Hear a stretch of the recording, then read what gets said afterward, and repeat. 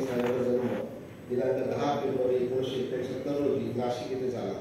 साहेबांनी विधी पदवीचे शिक्षण पुणे विद्यापीठामधून प्रथम श्रेणीमध्ये प्रावीण्यास मिळवले 1991 साली पूर्ण केले.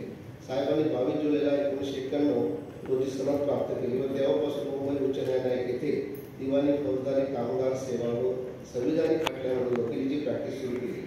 साहेबांनी वरिष्ठ सल्लागार ग्रुप 2 मध्ये भारत सरकारचे प्रतिनिधित्व केले. तसेच दिनांक 14 एप्रिल 2009 पासून उच्च न्यायालयाच्या प्रशासनाचे सुद्धा प्रतिनिधित्व केले. साहेबांनी न्यायालयाचा मित्र म्हणून बऱ्याच प्रकरणामध्ये नियुक्ती झालेली आहे. दिनांक 17 मार्च 2016 रोजी साहेबांची उच्च न्यायालयामध्ये न्यायमूर्तीमधून निवड झालेली आहे. मी विनंती करतो साहेबांना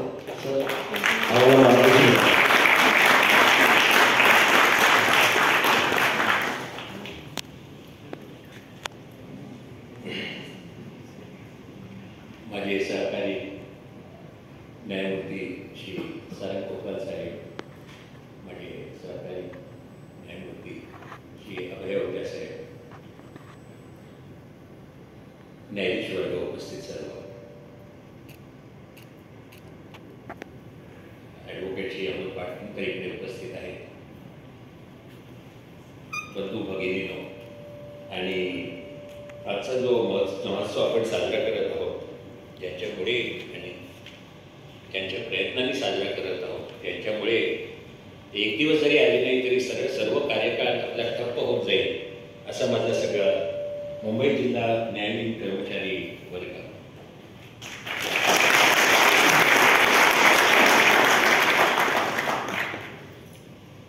महात्मा ज्योतिबा फुलेंनी खूप प्रयत्न केले, डॉक्टर बाबासाहेब आंबेडकरांनी प्रयत्न केले की आपल्या महिला ज्या भगिनी आहेत सर्व त्यांना शिक्षण द्यायचं. मला अजूनही वाटतं कुठेतरी आमच्या सर्व भगिनी ज्या मागे बसलेल्या आहेत त्यांना पुढच्या वेळेला थोडं पुढे आणलं पाहिजे.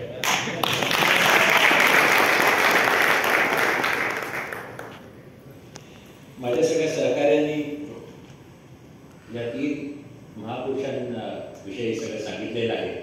मला काही फार सांगण्यासारखं ठेवलेलं नाही आहे त्यांनी, कारण त्यांचं चरित्र आणि त्यांचं सगळं त्यांच्याबद्दल इतकं महान आहेत ते लोक की आज मला थोडं कुठेतरी हे समोर असताना कुठेतरी दडपण आलेलं आहे.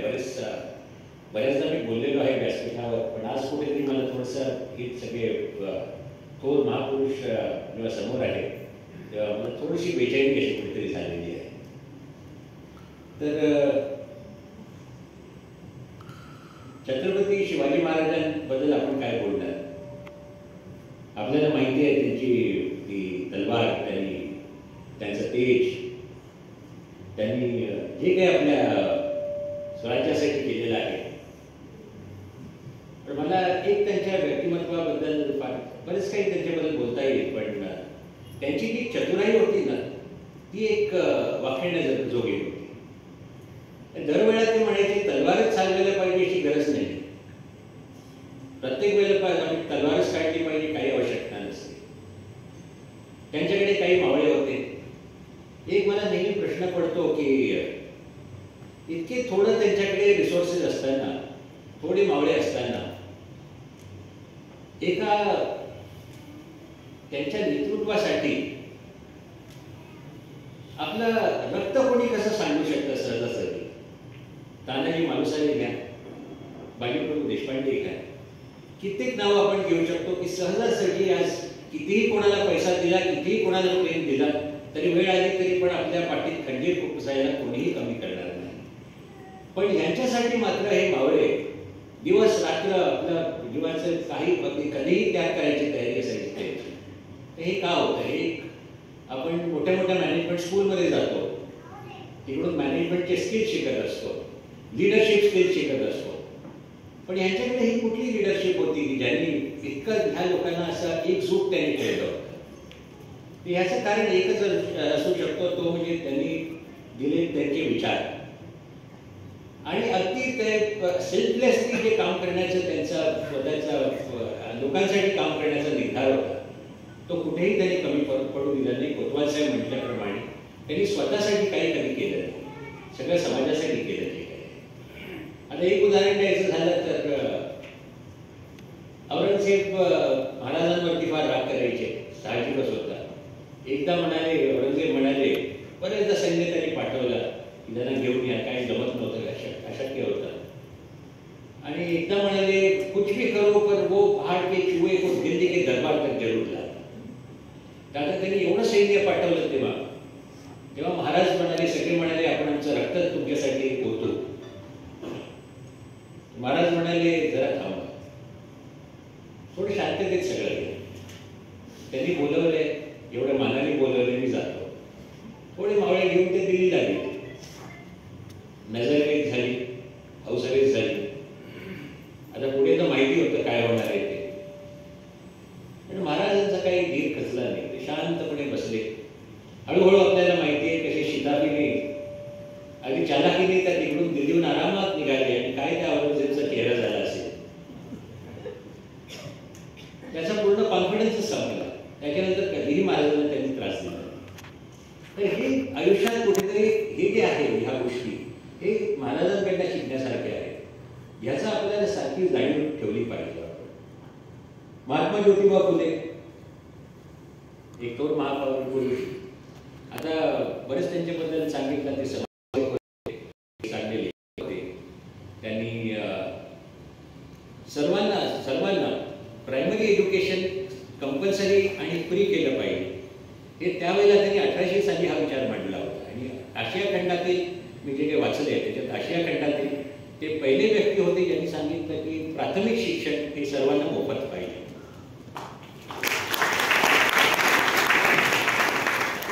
आता फुले हे आडनाव का पडलं, तर त्याचं कारण असं आहे, त्यांचे आजोबा होते माधवराव पेशव्यांकडे दरबारीत सजावटीचे काम करायचे.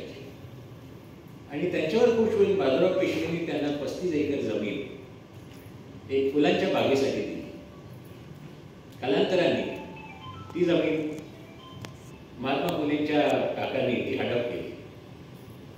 पण ते काही असे कोर्टात गेले नाही, दावा दाखल कर, पार्टिशन कर. तर त्यांचे विचारच काही वेगळे होते, त्यांना काही फरक पडला नाही. बॉम्बे कुठेतरी एक इंग्रजी माध्यमाची शाळा होती, तिकडे त्यांनी शिक्षण घेतलं. 4-5 वर्षातच अभ्यासक्रम पूर्ण केला त्यांनी. आणि त्यानंतर म्हणजे आम्ही लोकांनी तर डिग्री घेतल्यावर आमच्या मनात तेच होतं, मी कधी पैसे कमवतोय, मी कधी जज होतोय, मी कधी वकील चालते. पण त्यांनी काही ते सगळं केलं नाही, एवढं चांगलं शिक्षण घेऊन सुद्धा. कारण त्यांच्या डोक्यात काही वेगळेच विचार होते, समाज कसा सुधारवायचा. आणि त्या दृष्टीने त्यांनी आपल्या भगिनींना, महिलांना पुढे कसं आणायचं, त्यांच्यासाठी शाळा सुरू केल्या. आणि त्याचं म्हणणं तेच होतं, एकदा सगळे साक्षर झाले ना तर समाजात कुठेतरी समतोल येतो. आणि असा समाजच जो असतो तोच व्यवस्थित राहू शकतो.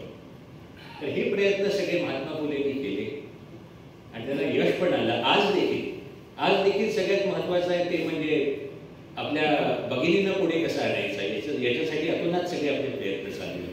आमचे जजेस आहेत ते खूप चांगले कामं करत आहेत सगळे. बऱ्याच क्षेत्रामध्ये आमच्या भगिनी सगळ्या पुढे आलेल्या आहेत, अजून पुढे येतील. डॉक्टर बाबासाहेब आंबेडकरांविषयी बोलायचं झालं तर आपण मी काय बोलणार, आम्ही जेव्हा हवं इकडे ते त्यांच्यामुळेच आहोत.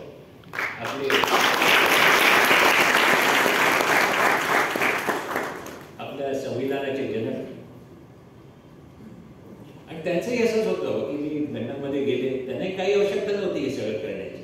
आरामात बसून त्यांना पैसे मिळाले असते घर बसल्या, लंडनहून शिकून आले होते. पण त्यांचेही विचार तसेच, तिघांचेही विचार तुम्ही बघा, सगळे समाजासाठी त्यांनी सगळं आपलं आयुष्य समाजासाठी दिलं. आणि बाबासाहेब आंबेडकरांनी जेव्हा ते संविधान लिहिलं त्याच्यात त्यांचा मेन फोकस होता. माझा त्याच्यातला जो सगळ्यात आवडता आर्टिकल माझा आहे, प्रत्येकाचं मत वेगळं असेल पण माझ्यासाठी सगळ्यात महत्त्वाचं आहे म्हणजे राईट टू इक्वॉलिटी. आणि इक्वॉलिटी कधी येईल, आपला समानता कधी येईल? समानता ही आहे का आज मी हायकोर्ट जज आहे म्हणून मी आपल्यासमोर उभा आहे, पद आहे म्हणून मी आपल्यासमोर उभा आहे. खरी समानता तेव्हा येईल किंवा class 4, class 3, class 2, class 1 high court जज कुठल्याही ह्याच्यामध्ये डिस्टिंक्शन राहणार नाही. आणि केवळ आपण आपलं कर्तव्य व्यवस्थित करताय त्याची जेव्हा ओळख केली जाईल, त्याचं जेव्हा मान दिलं जाईल, त्या ती खरी.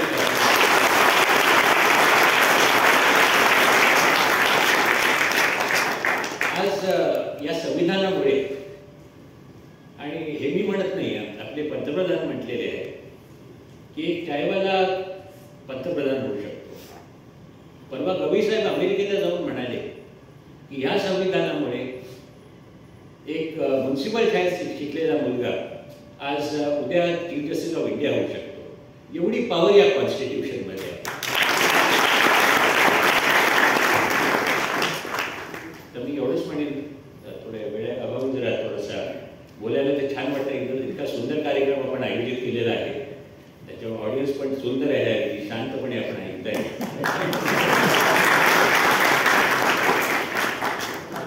पण एकच आपल्याला सांगू इच्छितो की आम्ही आता म्हणजे माझे सहकारी आहे अवजा साहेबांनी बरोबर बोलत होतो की आमचे नाईक साहेब आमचे मित्र आहेत, ते रिटायर होत आहेत, त्यांच्यासाठी आज एक कार्यक्रम आहे.